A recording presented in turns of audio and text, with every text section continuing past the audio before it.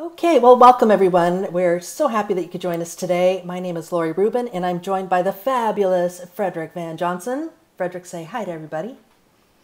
Hi to everybody. There you go. He takes orders really well. And then there's a I'm ex-military. Come on, this is what we do. We take orders.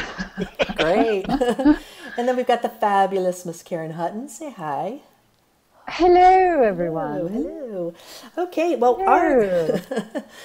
what we're going to be doing is we're going to be talking about planning for a successful photographic new year because it's that time of year when we have to start planning ahead. It makes us think about our resolutions and what we want to do. And so we've got, I'm so happy that these two fabulous people are joining me today because they've got such a rich history and background and they've got lots of information to share with you. So I'm going to go ahead and start my little slideshow here and hopefully you can see it. All right, so let me go ahead and just give you a really brief introduction because they're going to talk a bit about themselves as well. But we've got Frederick Van Johnson. You know him as the host of This Week in Photography. So you probably listened to him. He's just a fantastic person. I'm so pleased you're here, Frederick. Thank you for joining us today. I have to say that. I'm happy to be here. I'm excited. Yay! So he's going to give us a sneak peek into his topic, which is 5 habits of highly effective photographers. So I'm excited to hear what you have to say. Now, he began his photographic career as a combat photojournalist in the United States Air Force, and he's won numerous and prestigious awards for his transition from film-based to digital photography in the Air Force. So he's got a really great, rich history. He's got a lot to share with you. So sit back and relax, take a few notes when he goes through his presentation. And I know that he also has another presentation that's more, this is kind of a sneak peek. So he's going to give you more in-depth, and we'll post a link there for you so you can watch that later as well. Next up, we've got the fabulous Miss Karen Hutton, who is first and foremost a professional photographer, and she has an incredible rich background as an actor, voiceover artist, professional ice skater, horse trainer, Photoshop workshop instructor. Karen, what haven't you done? I think You know, I don't knit. Well, actually, no, I have knitted. I don't currently knit oh my gosh. or crochet, although I have in the past. Okay, so there you go. She's done everything but knitting, so that's pretty good. Yeah. So Yeah. her discussion today is going to be the Pole vaulting. I also have not pole vaulted, okay, and pole just in vaulting. case you wondered. Pole vaulting. Okay, carry on. Great. So she's going to be discussing the importance of marketing yourself as a photographer, not a knitter, but as a photographer, okay? And so she's been there, done that, so I know you're going to gain some really valuable knowledge from Karen that you can apply to the new year. But first off, we're going to start with me. I get to start off this presentation here. I'll talk a little bit about myself because I'm going to be talking about, so you want to be a photographer? I love photographing photography. I love photographing wildlife and nature, and I'm just as happy behind the camera as I am sitting in front of the computer editing images. So I've started many years ago in the tech and, excuse me, tech and customer service manager for Aldus and Adobe. And then I really found my niche in photography software companies. I worked for Nick Software, for the Google Plus Photos team, and now I'm at MacFun. So I love teaching and sharing. I also mentor as well for Trey Ratcliffe's Arcanum. And I have to share my 15 minutes of fame here. Hold on here just a second. And that is last year I got to talk at the Smithsonian Natural History Museum in Washington because one of my images won first place. So at that moment, that's when I realized that I must be on the right path. I must be doing something good, I hope. So for those of you who are thinking about getting into photography, or maybe you just need a little push, I'm going to be discussing some kind of traditional and some unconventional ways you can move your career into photography and maybe some inspirational tips along the way. Okay, so here's a couple things. If you want to become a photographer, are you planning to work for a company or maybe for a professional photographer or perhaps working for yourself? There's a lot of different areas here, so we're going to just touch on a few. First of all, this is really important. What do you love to do? Are you really into travel? Maybe you're a foodie, you love wildlife or just being around people, your pets or sports. What if you added the word photography to the end of each of those terms? Okay, so here you go. Let's suppose you're really, you love photographing people. Well, maybe weddings, photographing seniors, or, maternity shots. Maybe that's your thing, or if you're into sports. So really, sit down. If you need to, sit down and really think about what you love to do and what your passion really is. And if you can add the word photography at the end, then you're almost there. You just have to do a few things to really lead yourself in the right direction. I want to tell you a little bit, quick story about my friend Piper McKay. She spent 10 years working to make her dream of living and working, doing workshops in Africa a reality. And it was just several weeks ago, she actually bought a house in Africa. She's now living there and she's doing workshops. So, I've seen her through the years, really put her head down, focus, and just make that dream come true. So that's really exciting. Okay, some traditional ways to get into photography. You could go to, an educational college, for instance. I know plenty of people that have gone to RIT and Brooks for their photography education. Through the military, for instance, Frederick, you could probably talk a bit about that as well.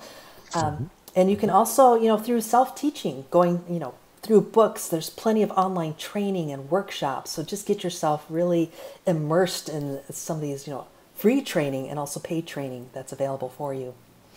You could try working for a studio, maybe as an intern to get your foot in the door. When I first got out of college, I started as an intern, and they actually had 5 people. It was at a graphic place, and it was on an Imaginator computer at the time. This is a big computer that had a built-in light box, and it was kind of the up-and-coming thing. And I worked as an intern, getting coffee, going to Chrome, getting slides developed, all that stuff. I did all the things in the background while these 5 people were getting trained on this computer. Well, I was invited to sit in on the class, and I actually got hired. So, there's something to be said about being an intern and getting your, visibility. So that's a good thing as well. Freelance, or maybe you want to start your own business. Some unconventional ways, again, I'm just going to throw this in there too. I didn't start the traditional way. I actually, started working my way into working for photography companies and as a customer and tech support manager. And from there, I knew that I wanted to get into education. So getting your foot in the door is really key. So if you get your foot in the door in a photography business, such as maybe a hardware company or software retail, that's a great way to get in. Get social.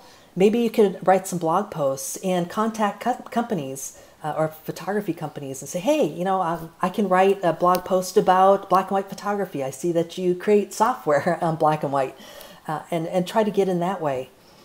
Be sure to post on popular photography sites so that people can see your work, and follow pro photographers, get to know them. And one of the real keys for me is finding mentors. I've had a couple, and I was really blessed with a couple great mentors that kind of took me under their wing and really kind of helped lead me along the right path. Enter contests, get known, just get yourself out there, get visible. And always show your best side. Be sure you really learn your camera inside and out so that you're really comfortable with it, and get really good at post-processing. Post and share your best work. Okay, now I'm going to show you, because I talked a little bit about post-processing here, and what I want to show you is just some images that I have taken. Most of these are from Africa, and just to show you what a bit of post-processing can do to really enhance your images. So these have all been, of course, used with MacFun software. So this is with intense, actually snap peel here. I've got some distracting elements in the lower right-hand corner, a little bit blown out highlights on the left-hand side of my zebra there. But I'm going to go ahead and cycle through. This is the next image. I actually removed those little weeds, that grass on the right-hand side, and kind of toned down the highlights on the left. So it's kind of evened out. So you can do that. Here's zebras coming down off the mountain of Mount Kilimanjaro early in the morning. Maybe make a style, develop your own style. Here I converted this to black and white with Tonality Pro and add some texture to it. And so now it's much more of an impactful photo. I love that. Thank you. It's kind of like their head is against the wind. Rather than just that, now it's much more dramatic. I need that print on my wall, Laura. Yeah, I know. I do too. Well, only if we can exchange prints. Okay. Here's an example of just a snapshot. Nothing special, but hey, take it into a post-processing software, and you can develop and create fine art fine art, basically. You know, I can look on Facebook and Google Plus, and I'm scrolling through a bunch of images, and I can tell when Karen Hutton's photo pops up there. She's got this unique style about her, and that's something you want to really think about developing. Here's a baboon family in Africa as well. Yeah, it's okay, kind of monotone, nothing special, but you know, I converted it to kind of almost like a black and white pencil sketch, a little bit different there. And then, you know, getting out into landscapes and just being in the moment and really feeling where you're at. This is okay, but I can take it into my digital darkroom and, you know, bring out some of those beautiful colors and structure. And this is how I felt, and this is what I saw when I was there. So I just wanted to end it with, you know, follow your dreams. You know, if you have a passion and you just keep going for it, it's going to happen for you. And I love this. I'm just going to end with this quote here. It says, shoot for the moon. Even if you miss, you'll land among the stars, by Les Brown. So I just encourage you to really just go forth and find your passion and just do it, right? Okay. You got it. I got it. Okay, so what I'm going to do... That's the name of the game. That's the name of the game. Okay, so let's go ahead and I am going to switch over.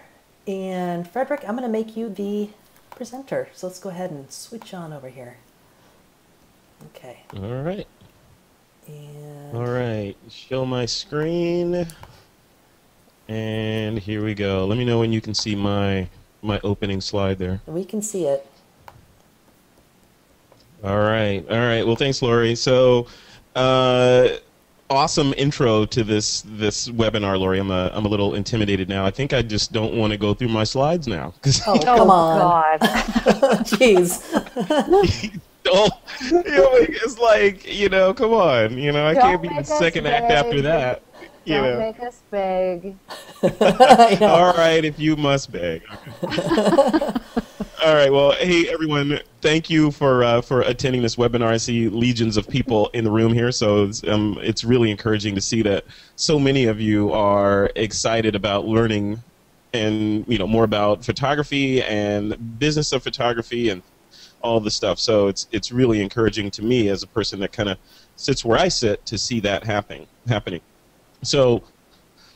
Again, like Laurie said, I'm Frederick Van Johnson. I'm the guy behind This Week in Photo, which is a network of photography-related podcasts. And this little presentation that I'm going to go through here is a look at the This Week in Photo 5 Habits of Highly Effective Photographers webinar that we will be presenting. I believe it's this Friday, and we'll provide a link to that at some point during this.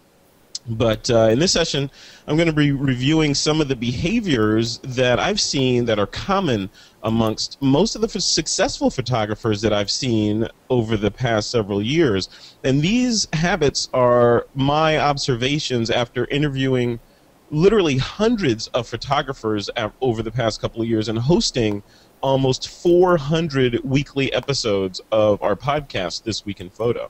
So I want to jump right into it. So, you know, the main thing here is to always be working towards goals. And I put this graphic on the screen because, you know, we're all in rush hour traffic, it seems like, right? So, but we need to be working towards a goal. So don't be part of rush hour traffic. So when you look at traffic, we all get stuck in traffic from time to time. But when you look at traffic, everyone that's sitting in their car, motorcycle, Segway, whatever, that are out there, they have a destination in mind. They're trying to get from point A to point B. The sort of the thrust behind this slide is, don't just do what you see everyone else is doing. Don't do what you see Laurie Rubin is doing online because you think that's the path to success. Don't do what you see Karen Hutton is doing or Frederick or whatever. Don't model other people to that level and just do what they're doing, because their goal is different than your goal. Their goal and their motivations for getting to where they want to go is different than your motivation. So if you look at what they're doing and say, you know what, hey, Karen has it, or you know, Karen, Trey, whomever, they have a gazillion followers, I'm going to copy them and do what they did to get to where they got, then it's not going to work. So you need to be working towards your own specific goal, and don't be just another car in the traffic jam, because then, you know, we know where that ends.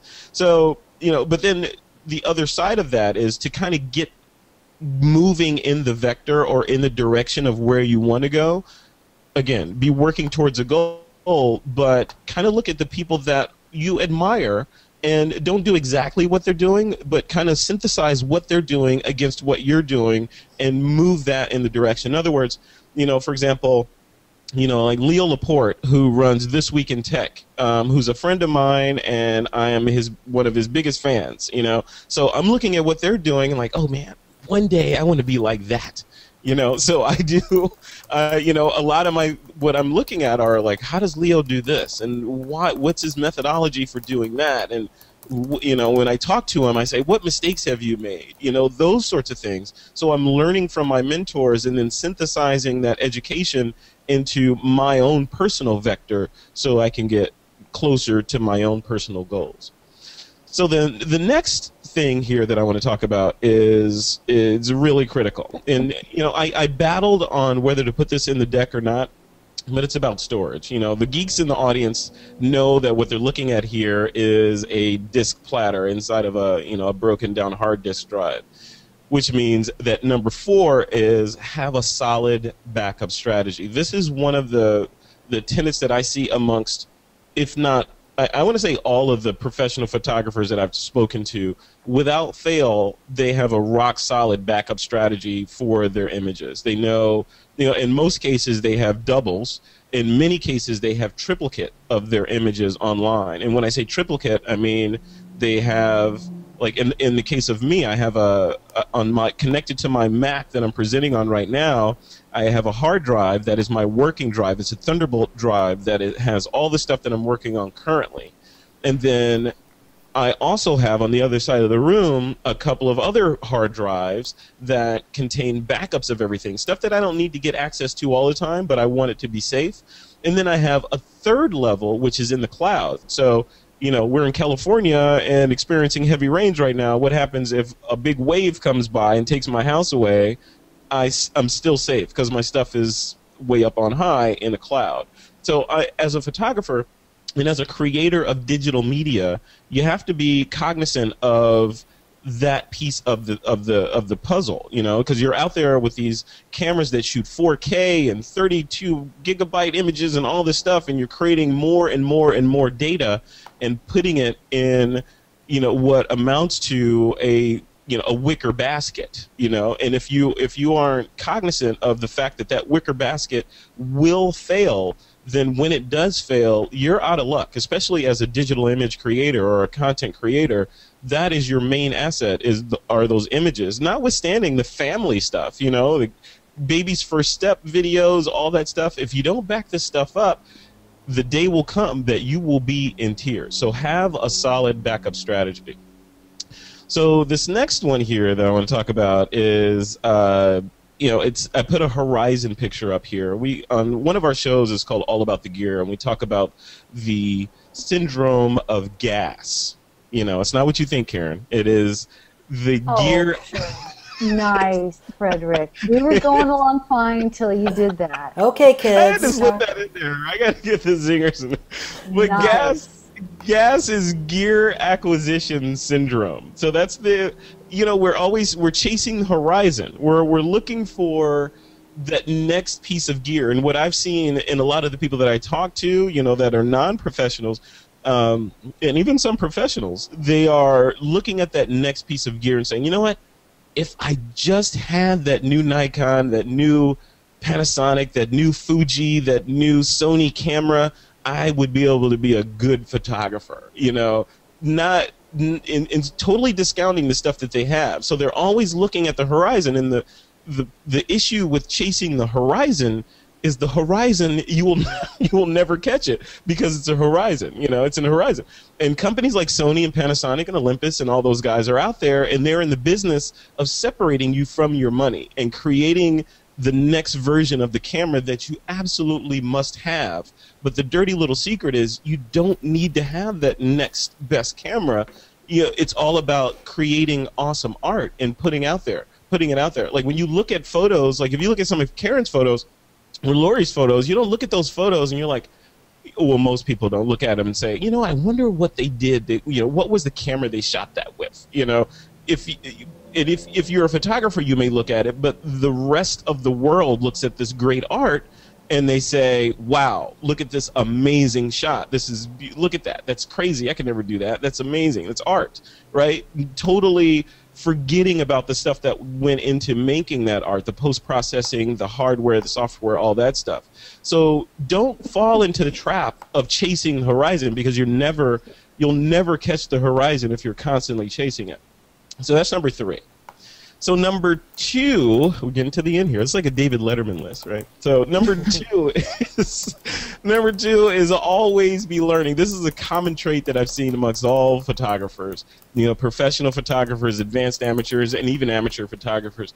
It is this innate desire to learn new stuff. You will never be, in other words, you will always be a practicing photographer. You will never know all there is to know about photography, and that's what makes it cool.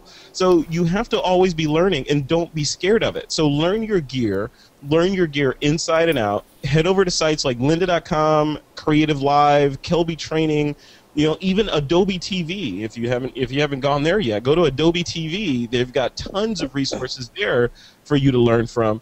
And then YouTube, it's a giant bottomless pit. Some of it is, not so good, but a lot of it is amazing. Like my friend Serge Ramilli has a YouTube channel, one of the largest Photoshop Lightroom YouTube channels out there, with hundreds of tutorials on Photoshop to help you get better at post-processing. Like Laurie was saying in her presentation, get better at post-processing. It doesn't cost you anything. If you have an internet connection and some sort of device that can connect to the internet, you can learn more and become a better photographer. And then become inspired with services like 500px and Shutterstock.com. You don't have to get a subscription or become a member or anything for these services to go in there and browse what these other photographers are doing and see some amazing work and be inspired by it. And then take that inspiration and go try to do it yourself, and that's called the sort of the embrace and extend piece of things, like what Microsoft used to do, right? They look at what someone else is doing and then say, hey, I like that, and I'm going to do it a little bit differently, so you can do that, and at the end of the road you'll become a better photographer. So then that brings us to, that was always be learning. Sorry, I didn't press forward on that. So this last slide here I put up here is, I think this is the most important piece of this, because one of the things that we as photographers get sort of, bogged down with is social media, right? And it's social media from the standpoint of, okay, where do I go? There's all these new social networks. There's LO.com now, and there's Pinterest, and there's Twitter, and there's Facebook, and there's Instagram, and it just goes on and on and on. If you were to have a presence, an active presence on all of these networks, you would never have time to be a photographer. So what I counsel people to do, instead of having a strategy, which is, every day I'm going to post on Twitter, and then I'm going to go to Instagram, and then I have to do this, and then I have to, be on Facebook and do this, and I have to be present everywhere all the time. Instead of doing that, have a methodology around your social media presence. And what I mean by methodology is, and why I put this slide up here, is you are the sun. The planets around you are those other social media networks. So there's Twitter, Facebook, etc. All those are little tiny celestial bodies around your sun, and they drive traffic into your sun, not the other way around. And your sun should be your blog, right? So you should have a blog that you live on, and on this channel, that is your little patch of the universe that you cultivate. And then when you go on Twitter, when you go on YouTube, when you go on wherever else, these other ancillary social networks with their, nefarious terms of service in some cases, or not, or whatever, your main goal over there is to drive traffic back to your sun, your blog. So your blog should always be the center of your little solar system. One of the analogies that I use for these social networks, which are awesome, by the way, I'm not downing them. All these social networks are really cool, what they do for free, but the problem is they are free, and the payment is advertising and eyeballs and all that stuff. So it's kind of akin to to sharecropping or digital sharecropping. You're farming someone else's land for you. And then at some point, the owner of that land can say, you know what? I've decided to sell my land, or, you know what, I don't really want you on my land anymore, or I've changed my terms of service and I don't like you posting pictures of zebras anymore. And you have no recourse because you've built your entire business or your entire friend ecosystem on that land. So to circumvent that, build your own land, right, and your own son, and use those guys. They're going to use you. That's what they do. Their business model is built on using you. So use them to drive traffic back to your network, and that's the methodology. So have a methodology and not a strategy. So that's my number one thing. So just to quickly recap before I turn it over to Karen is number one, have a methodology. Number two, never, ever, ever stop learning. There's tons of free resources out there. Like, for example, me, I'm on this random rant right now of learning how to become better at editing video. So I have gone into lynda.com. I've gone to rippletraining.com. On all these other sites, YouTube, etc., learning how to use, how to edit video at a higher level than what I've known. And then never, stop chasing that horizon is number three. Stop with the gear acquisition syndrome thing. We all lust after gear. We all want a better camera and all that. But in the end, if you want to be as good as these artists, like the other folks on this webinar, you got to shoot. You got to go out there with what you have. If it's just an iPhone, if it's just a little point-and-shoot camera, if it's an old, decrepit Canon G9, whatever, take it out there and make cool stuff and push that thing to its limits, and stop feeding into the marketing strategy of these large companies that have bottom-line numbers to meet every single quarter and do it based on your paycheck. So, stop chasing the horizon. And number four, back that data up. Always back your data up. There's two kinds of people in the world. There's people that have lost data and people that will lose data. So number four is telling you right now that you are going to lose data if you haven't already in your life. So take steps right now to safeguard those bits, because you can't get them back at the end of the day. And then finally, number five was aim for goals. Don't be another car in traffic. If you just jump, you don't just jump in traffic because there's traffic on the road. All those hundreds of people are on the road, so they must know something I don't know. I'm going to get on the road too. You get on the road because you have a specific place to go. So have a specific place to go, whether it be A, I want more followers, B, one day I want to have a gallery show, so I need to build up my audience, or I'm trying to get more customers, or I'm a software developer and I'm selling software. Whatever it is, come to terms with what your number five is, what your goal is, and aim for it. Everything you do should aim for your goal. The vernacular that you speak to your audience in, how you post, what you post, where you post, everything should be laser focused at pushing you a millimeter towards your final goal. So that was number five. So anyway, that was my time. So this was 5 habits of highly effective photographers. This is like I said, I went through this pretty fast, but this was a sneak peek of a webinar a longer webinar that I'll be doing on with This Week in Photo on this Friday. So if you want to sign up for that, just head over to thisweekinphoto.com/5habits and sign up for that webinar. It's free. And it'll be essentially this presentation, but blown out into much more detail with many more actionable items. So anyway, that was my time, and I hope that was helpful. That's great. Frederick, you're good. You're good. Hey. You're really good. Yeah. You're really good. I learned a lot. I did too. Were you scribbling notes? Were you guys scribbling notes? The entire time I had to mute myself. I was writing so fast. That's right. That was incredible. Well, thank you. Thank you. No, thank you. That was great. Oh, that was fun. Yay. So I hope that you folks got, actually, in all seriousness, I think Frederick hit some really great high points. And so thank you so much for that. You're welcome. Right. My pleasure. Very good. Okay, Karen, are you ready? I'm ready. I'm going to say a few words before you can put the thing up there to share my screen, but I'm going to say a few words before I actually do that. And that is, I'm going to take basically, like, we didn't plan this ahead of time in terms of, okay, Fred, you're going to talk about this thing, and then I'll talk about this thing, but it all ties together so beautifully, because one of the things, Frederick, you talk about is, you know, picking a focus and following your dream, following what you really love to do, and just really focusing on that, not what everybody else is doing.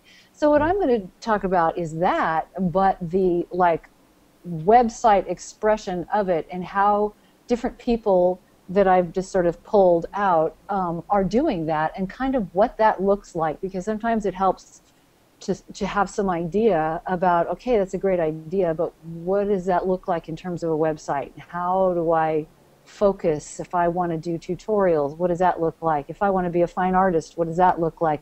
Gee, I'm only just beginning. What does that look like? Or I want to be, you know, this huge thing. What does that look like, right? So that's what I want to show, just some samples of. All these people I'm going to show you have chosen a focus.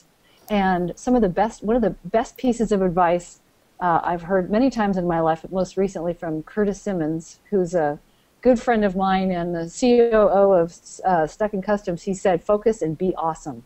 Ooh, I like Just that. Be awesome. That's great. Yeah, the focus part is mine, but the be awesome, no matter what it is, no matter what the thing is, be awesome at it. So I'm going to show my screen, and let me know when you see it. We see it. Looks good. You see Mark Johnson. We see photography. Yes. So I chose Mark Johnson Photography, and mind you, all of these websites don't do everything perfectly and everything every which way, but each one has something in particular to offer that, you know, I kind of want you to think about, because in every business I've ever started, and it's kind of crazy, I'm either really admirable or schizophrenic, depending on how you think of it. But I have a long history of when I began photography in my teens and 20s, and darkroom chemicals made me sick because I was developing my own work.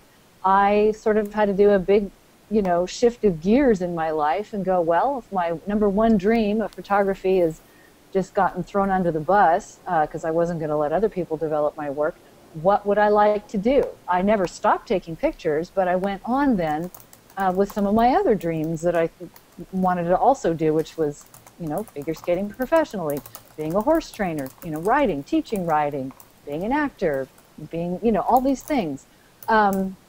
So in making each of those businesses successful, one of the really interesting perspectives I have now is the through line of what always works. And knowing who you are within your business, and knowing who you are, what you have to offer, what makes you special, what your very, very specific focus is gold, no matter what you do. So Mark Johnson is an incredible artist, as you may be noticing from this slideshow that goes by. He has amazing photographs. He has chosen to be #1, a teacher. How do I know this? I can tell this just by looking at a few things on his homepage. First of all, his tagline, his tag words here, tagline, share, inspire, create, encourage. Encourage what? Encourage you to use Photoshop, your camera, and your heart to create inspiring images. That's how I know his #1 goal, his ideal client, his ideal audience are people who are looking to do that, who have the motivation, who, you know, I'm sure in his mind this is a very, very, very specific person. And I want to emphasize that over and over and over again, is you don't just try to be everything to everybody. You pick a very specific audience, a very specific person that you're aiming toward. It doesn't rule everybody else out, but it does keep you focused, and it does make you awesome to that one person. So he has done that very successfully. He's got his homepage, which is where we are. He's got his information page, his testimonials and his workshops and his FAQs. He's got his store, so you can also tell what he does by his store. He's got video tutorials, he's got books and ebooks, texture labs, he does amazing textures, DVDs, you name it here. And then again, learn, different ways of learning, his discounts, his gallery, of course. And if you look at his gallery, I'm always hesitant because I don't know how great internet is at any given moment. These particular photos in this particular context are not for sale. There is no buy button. So his primary focus here is learning and education. It is not fine art. He recommends gear, and he shows you ways to connect. So this is, I'm not criticizing, he can do whatever he wants, but I know certain things about Mark Johnson now, and that he does awesome work, and he's probably an awesome teacher, and he's got a lot of people saying so. So if I wanted to do this kind of work, I would certainly investigate Mark's offerings. So this is how he has represented himself. Now, another one who does a brilliant job is Nicole S. Young, or Nicolesy, who's a friend of ours, all of ours. What does she focus on? Art, photography, and inspiration. That's the purpose of taglines. It's kind of like almost a fad, but the smart thing about it, or the helpful thing about it, is that it should tell your audience what you do. It isn't meant to be just, cute words. It's supposed to actually tell people what you do. So she does her art. She does photography, for sure. She does tutorials. He's like one of the top educators in photography today, with books and tutorials and ebooks and you name it. She has her about page. She's got contact in all of her social places, and look at her books. The woman is an author, clearly, and she's brilliant. You can see her prints and portfolios, and she does sell her prints. She also does ceramics, so you see there's the art, photography, and ceramics. Again, she's brilliant at it. Here are the ways that you can purchase. And her store is full of learning products.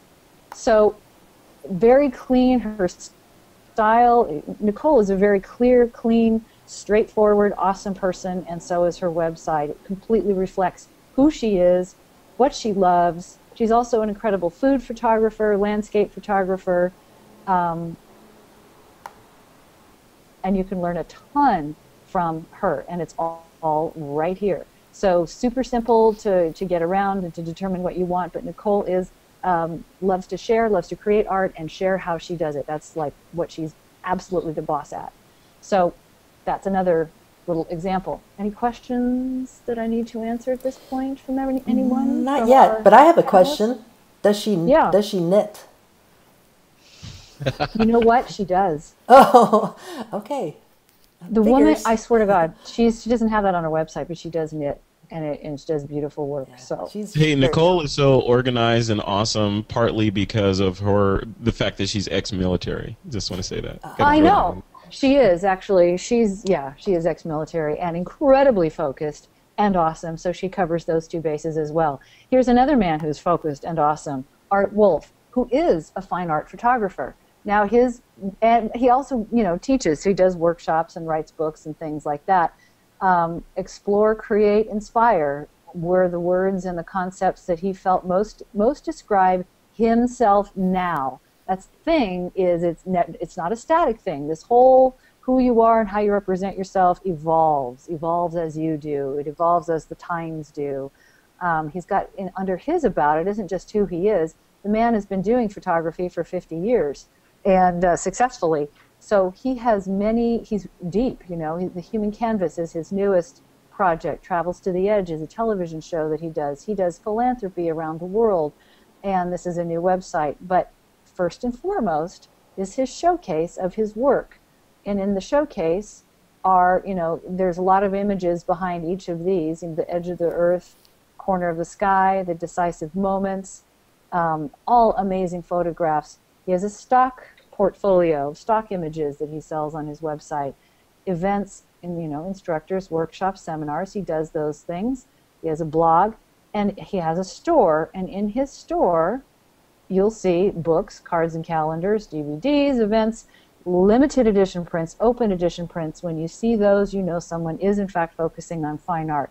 But he's done this so long now that he's able to have a very deep part of his business in fine art, a deep part of his business in education, and a deep part of his business, of his world is philanthropy as well.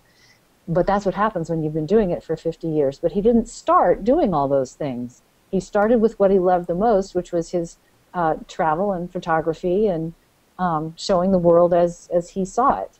So it evolved from there, doing mostly what he loved to do, and then building it from there. Now, going from 50 years to a mere 3 years, we have here David. I'm going to have to apologize before I butcher his name. Kyochkarian is, now, Fred, you said that you think this might be on Tumblr? Yeah, I mean, I'm not for sure, but it looks like a Tumblr kind of template that he's using there, unless he did it custom. It looks awesome. Yeah, it's really awesome. So on his About page, you learn that he's been doing this for 3 years. He is actually primarily in the field, well, I don't know exactly what he does, but he's in the field of physical medicine and rehabilitation. He lives in France, and he does this really simple about what he does and where photography fits into that, and then what he does with his photography. So in 2 easy paragraphs, suddenly you know the world that you're in. You know who this person is. He's here in the lens. His portfolio, super simple, but obviously he does awesome, awesome work. Some of his site is in French, some of it is in English. He's got a blog, and another way you can tell he's fine art is, here's his shop. He sells prints. That's what he does, and here shows you how to purchase, and it's all very simple. So you don't have to have a super complicated website to be awesome and to show the focus that you're taking. You don't have to be, again, everything to everyone. You can be awesome focusing on the one thing that you love to do right now. So now, diverting into Stuck in Customs, Trey Ratcliffe's website. The reason being, now we all know who Trey is, and he does tutorials, and he travels, and he has reviews, and he's got, he never sleeps. So he's got everything. But he did a really interesting thing on his portfolio, and he did it this way with these photos that you scroll vertically, and they're big. He has observed, because Trey is an observer of the world and how the world is evolving and how we consume the content that we're looking at, and he believes the way we're consuming even photography is evolving as a result of Google Plus and Facebook and other social media, that we have developed this habit of wanting to scroll vertically. So the first thing when you go to his portfolio is that, because he believes in that. He's how would you describe Trey? He's like social media, technological, art. I describe Trey as a photopreneur. He is equal parts entrepreneur and creative at the same time. I like that. Exactly. I like that too. So therefore, it's interesting when you're kind of going, all right, I want to represent, this is my focus, it's photography, it's fine art, what is cutting edge? And a lot of times you can go look at what Trey's doing. Not that you want to imitate everything, but this is very kind of new way of thinking. And if you're thinking, well, but I'm doing fine art and I don't want to have them scroll through 1,000 photos. Well, all you have to do is hit one, boom, and you get to go to a more traditional view where you can then scroll through lots. So if you have a little fine art business and you want people to be able to look through quickly and find the colors and the places and however you've organized your photos, that's possible too. He happens to use SmugMug, and that's very easy to do.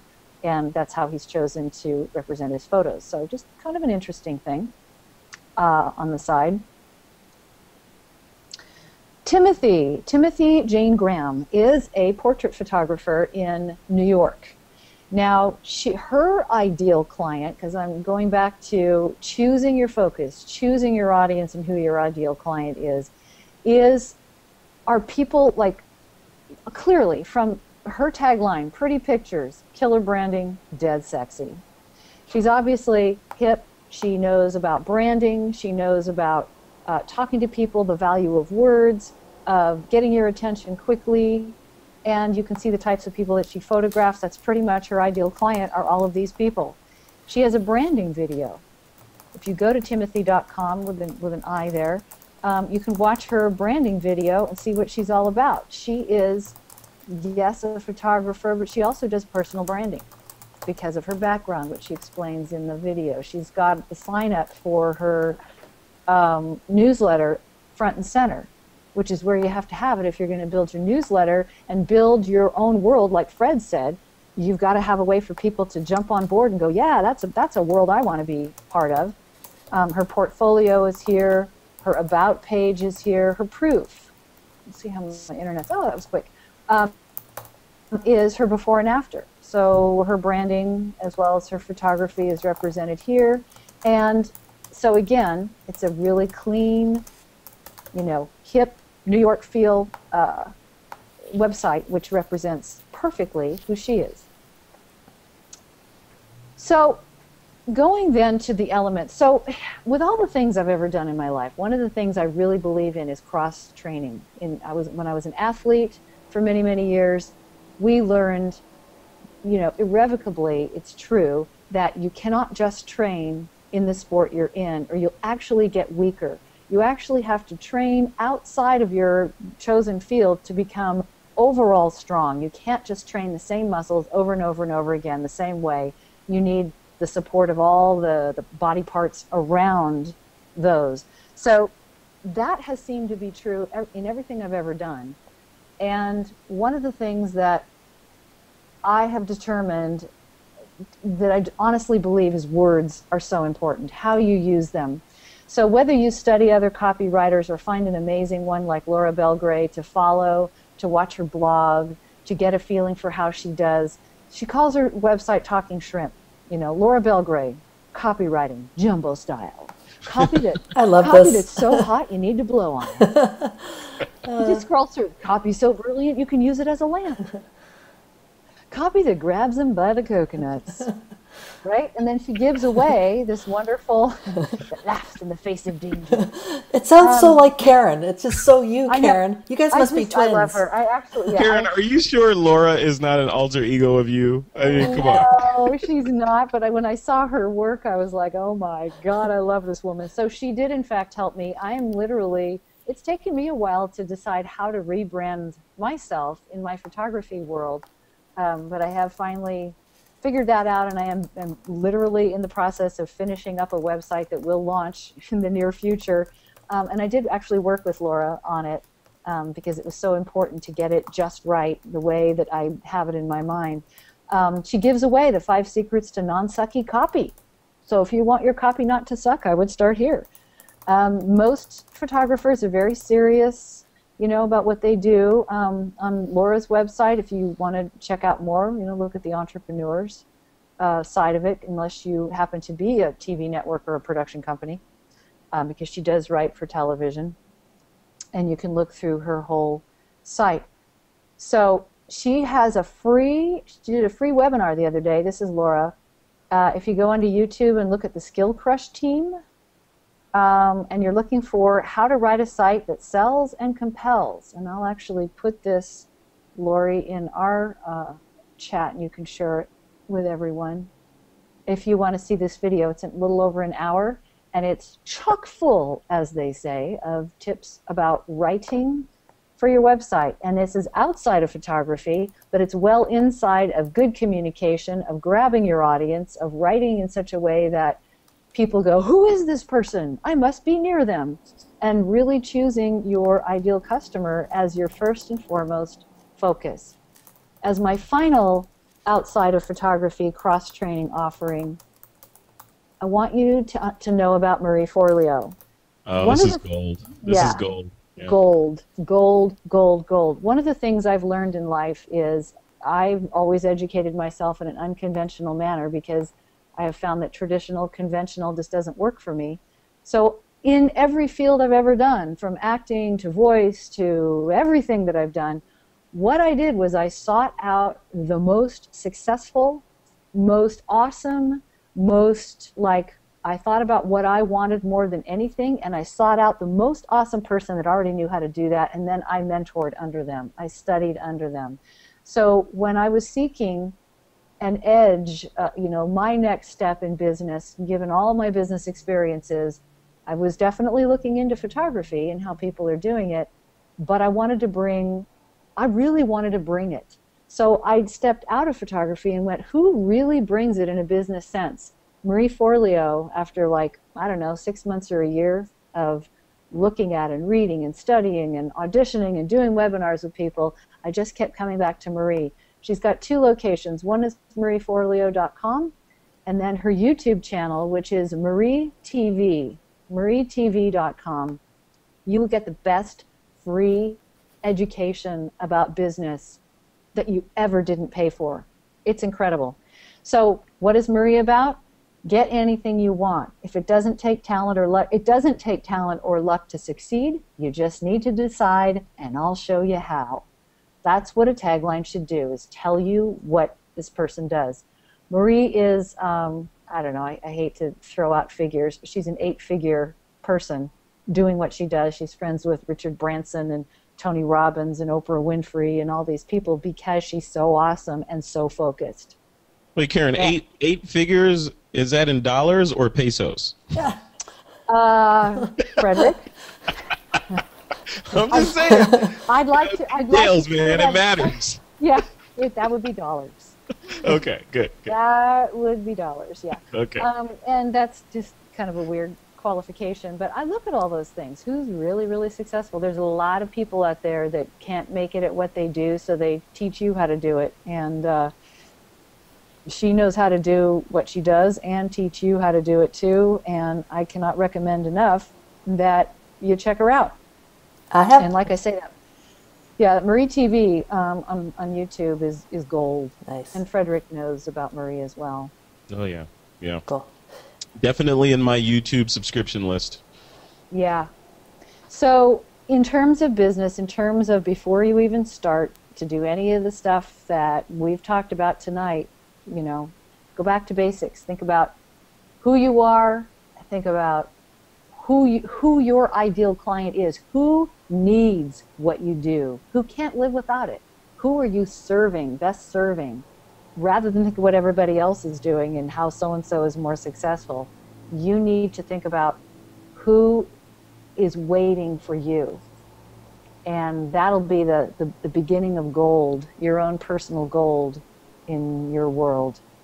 Yeah. I'm going to stop sharing my screen now. Okay. Very good, Karen. Very The good. crowd goes wild. That was Crowd awesome. goes wild. That's gold stuff, right? You guys, yeah, this is good. I'm inspired. I'm going to hire us. I think that's pretty darn awesome. Okay. Have your people contact my people. Yeah, Our and peeps. and Laurie's people, and we'll have a round robin. There you go. Okay. Well, gosh, how fun. I learned a lot from you, Karen, as well. I always learn from you.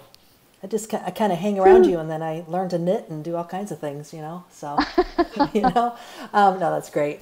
So, thanks, everyone. I have some questions here. There's one specifically for Frederick and a couple that we can all answer as well.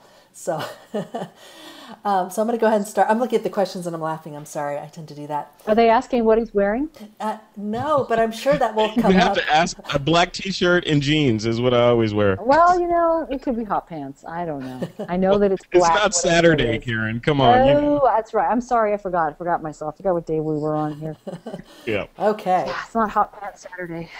Carry on. All right. Carry on. So, Jane, one of my apprentices, hi Jane, she's a wonderful horse photographer. I'm just going to throw that in there. So, Jane wants to know, Frederick, which iCloud backup do you use? Cloud backup. Yeah. So currently I'm using a service called Backblaze, and I think I'm about maybe 30% through the upload. And the problem with these services, there's many of them give you the option. Many of them give you the option of. No, I started like I want to say 3 months ago or something. Yeah.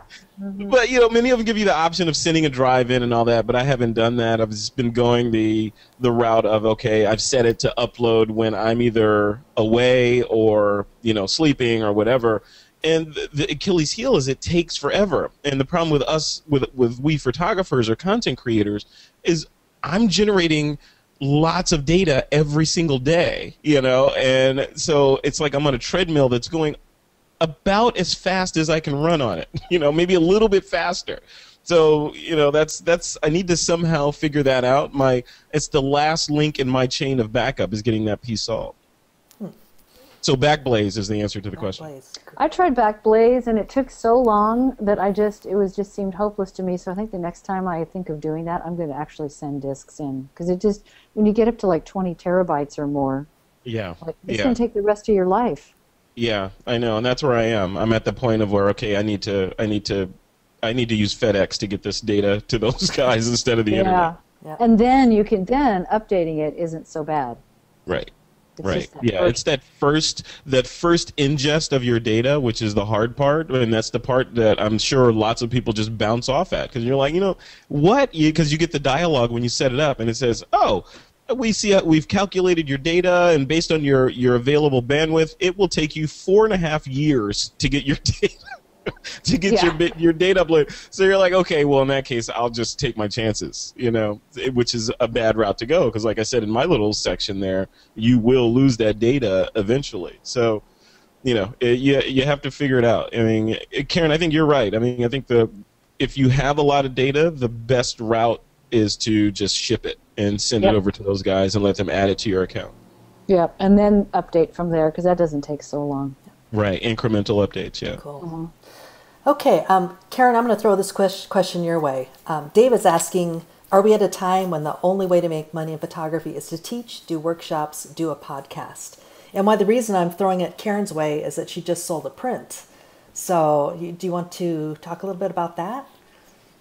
Yeah, it's the $1 million question. It really is. And this is where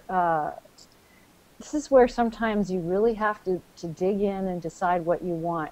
The wrong question is the only way to make a living fill in the blank?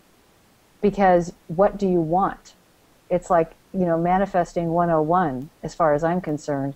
Everybody says prints are dead. Well, it depends on who you talk to, because some of the fine art printers, the print labs, the master printers that I talk to are saying, big prints are here. We've got prints now selling for $6.5 million like 2 days in a row. Yeah. And, $1 million and 2.4, and it's not every day, and yes, it's a handful, but there is a there, and there are people who treasure prints. I think that my own personal feeling is you have to decide what you want and go for that. Figure out who your ideal customer is. If you want to do fine art and you want to sell prints, figure out who that person is, even if you have to design it in your mind, and then focus on that and create that. Don't think about what can I do. Think about what you want. Yeah. In my case, I do a lot of things because my background is hugely varied, and there are still skills like speaking and creating video and hosting a show, which I do called The Chat, photography and other things. I like doing those things. I've always liked doing lots of things, and photography's always been part of it. So I'm going to include those things in my world. But my dream is to sell, big fine art prints. So I'm focusing on that. Even though it feels like it's against all odds, that's what I'm going to focus on. So the other day, I have an ideal client in my mind, the perfect person who will love my work and treasure it, and it will bring value to their life and bring some awesome into their world. And then the other day, I sold one to that person for, a good chunk of dough. And so there you go. You just sort of have to focus. Mm-hmm. That's great. Oh, I agree. Yep. Ditto. Okay, I'm going to start with this question. So Bruce noticed that on Trey's website, he doesn't watermark any of his photo galleries on his Smug Mug gallery. So I'm going to go around the table here, and I'll start, and let's just talk about, do you watermark your images, and if so, why? And if you don't, why not? So I'm just going to start. I do actually put images by Laurie. .com on the bottom of my images. Then the reason why is, I know people can remove it. They can use Snap Peel, for instance, and just get rid of that, logo in a snap, right? So they could do that. And but for me, it's more of a branding thing. I'm just trying to get, somebody sees an image and they look down there, they know it's mine. And I've just been doing this for years. There's some things like Instagram, I don't actually watermark anything on there, but for Facebook and Google Plus, I don't see that there's any harm in just throwing a watermark on there. It's just kind of a branding thing. So, Frederick, what about you? Yeah, I mean, as a rule for me, I don't watermark, but it, with the caveat that it's a case-by-case basis, and it depends on what that thing is going for. For example, I released a video earlier this week. This little slow motion video from a model shoot that I did that I watermarked, because specifically I wanted people to know that I did it and not to be confused as to where it came from, because it was a very nondescript kind of video. So I wanted to have a sort of basis of, okay, this dude did that thing, you know, not so much as to protect it from theft, but just as to label it as to this is where this came from, sort of thing. But, you know, other photos, most photos that I post online, I typically don't watermark because, you know, largely based on counsel from Trey Ratcliffe. You know, he made a lot of sense in an interview I did with him about why he doesn't watermark, and he puts these high resolution images up there. And if, you know, his, in a nutshell, his sort of mind process or thought process is, if someone's going to steal it, then they're going to steal it. They're going to, like you said, Laurie, they're going to figure a way to steal it if they want to steal it. But the people that are honest out there, like Steve, when Steve Jobs was launching the iTunes store, he was like, the people that are honest out there far outweigh the thieves out there, you know, and we're betting on the honest people. So I kind of moved down that path, you know, in terms of that. But then the third piece of that is, you know, a friend of mine, Renee Rubin, who's a photographer whom I really admire, her compositing work and her photography and just her ethos as a photographer or an artist. She watermarks her work, and I think her brand actually adds to the art. You know, when I look at one of her works, you know, she has this really like sans serif line of Renee Rubin photography somewhere integrated into the piece, and I think it adds to it. In fact, I was going to buy one of her pieces the other day, and I was speaking to her, and she's like, do you want me to remove the watermark? I was like, no, I want the watermark. I want to keep the watermark on the piece. It kind of adds to it. So, you know, I guess the bottom line is it's a case by case. You know, it depends on where the thing is going and who's making it and who's going to be looking at it. Mm-hmm. Good answer. And Karen, what about you? Well, you know, I echo a lot of what Fred says. I'm, you know, and I was kind of the same thing. You know, Trey has influenced me a lot in my thinking on this. I will say that, you know, I always come back to the things that I decide I'm going to do things this way. I always come back and examine them at different points in time to see whether I still feel that way. Has anything changed? And more, I can see Fred's point about, you know, it's case by case. It kind of depends. Overall, I post mostly no watermark. Originally, when I decided to do it, I decided I wanted to be able to give a fair amount. You know, I don't just want to always be on the take.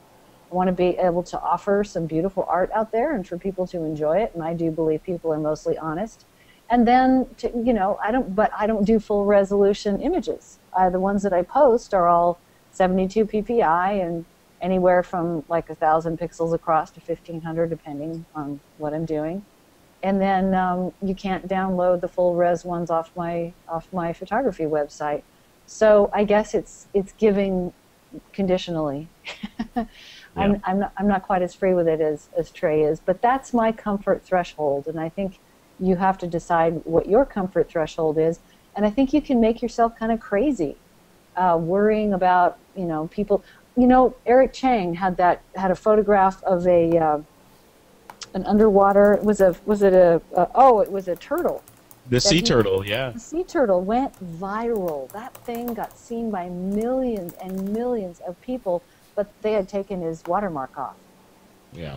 So, you know, eventually it got seen by so many people, eventually everybody knew it was Eric Chang's. But, you know, watermarking is no guarantee. And then if you put a big ugly one across the whole thing, then you've just ruined your art and just pissed us all off.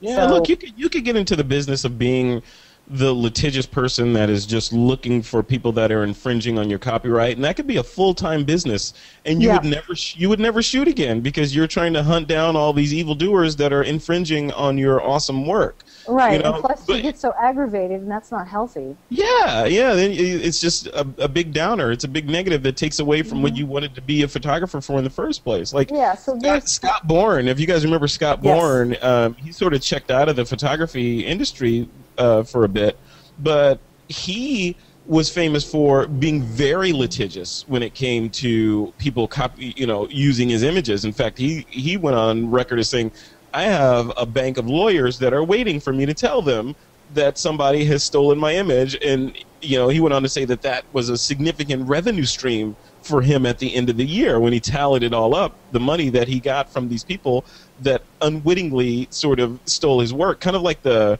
old, the anglerfish in deep sea, with the little light on its forehead. So you like attract people to come in and steal his work and then, take their house or something. So, I mean, you could go that's a far extreme on the right. You could go that way, or you could go the Trey Ratcliffe way, which is like, if they're going to steal it, they're going to steal it. And if they want to use it, they can use it. They put it on their desktop or whatever. The people that will pay me for my work will outweigh those people. And I'm not going to get stressed out about the other stuff because it's, it's negative karma and will ruin my day, So that's kind of where I fall. And if a large company that knows better uses your work without, compensating you or any of that kind of thing, then they deserve to get sued, for sure. Absolutely. Yep. Absolutely. Okay. Yep. So, do you have a few more minutes, or do you need to go? Do you guys? I'm good. Yeah, I could go for a couple more minutes, and then I have to take off pretty soon. But yeah, I could go a couple more minutes. Let's take. We'll start with this one question. See how far it goes. George was asking, what is more important, your niche in photography or your niche in business? And Karen, let's start with you. When you say niche, I think she probably means what is your focus? If you had a piece, a pie, what segment of photography is that piece of pie, or versus the business part of it? And is that a personal, personally, which is more important? Oh, Karen. Sorry. I'm just kidding.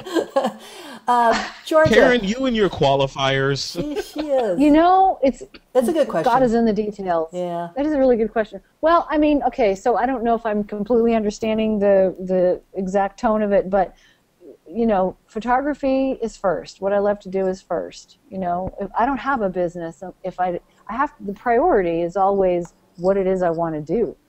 And then I will build a business from that if that's what I want to do. I may not want to build a business around something I love. That's another thing we didn't talk about is you may just love it. You may just want to do it and love it and not, put too much energy on it and too much business on it. If it makes some money, fine. And that's great too. But I still think being completely focused and awesome is always number one. And then if you're going to build a business on it, that is like almost a separate study. But it definitely comes after the art, the content, the love, the passion, blah, blah. Yep. And I agree too. But I've seen some very successful photographers that maybe their photography isn't, on par with some other people that I might know, but they're doing really well because they've really focused on the business part of it too. So yeah, totally. You're being nice, Laurie. So what I would say is there are some horrible photographers out there that are amazing marketers and living like Tony Stark in Malibu, right? Because they know the business side of it and they understand a little bit about photography, but they understand more about the business piece of it. But on the other hand, there are some amazing photographers out there. You look at their work and you're like, oh, what the heck is going on?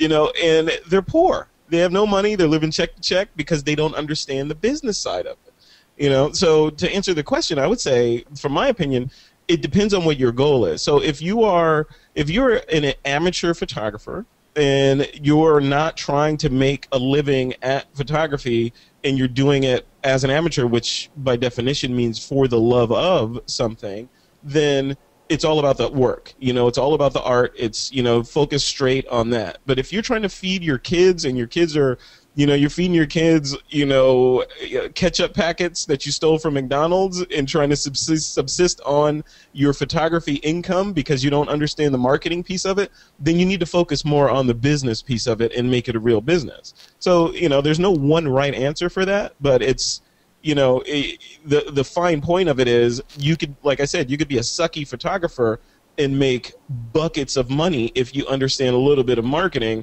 and at the same time you could be an amazing photographer and go hungry every single night because you don't understand business or have some sort of thing against making money or getting paid for your work. Okay, good answer. Okay, all right, so let's close this out. by just going around the table here. And if there's one thing for the new year that you would really kind of encourage people to do, what would that be? Fred. Am I going first? Yep. Okay, so one thing for the new year that I would encourage folks to do, going back to my desk, I would say, or my deck, I would say learning is the big thing, because you can, I mean, it sounds cliche-ish, but the whole teach a man to fish and he'll eat forever kind of thing. If you keep learning and keep expanding your brain on this photography stuff, whether it's, I'm just going to sit down with the camera I have and understand each and every one of those things that the PASM dial does, from that level. Or, this year in Q1 of 2015, I'm going to sit down and I'm going to learn video editing, because I'm going to add that. I know YouTube is big, it's not going away, and I need to. YouTube is kind of like the, back in the 80s when we had to have Microsoft Word on our resume. It's kind of like YouTube and video editing these days, right? So it's like maybe you sit down and say, okay, I'm going to become proficient at this thing, whether it's video editing, audio editing. Point is, pick one thing and get good at it. You're a photographer, pick something within that bucket and laser focus on it and make it awesome. Like Karen was saying, Curtis says all the time, make it awesome.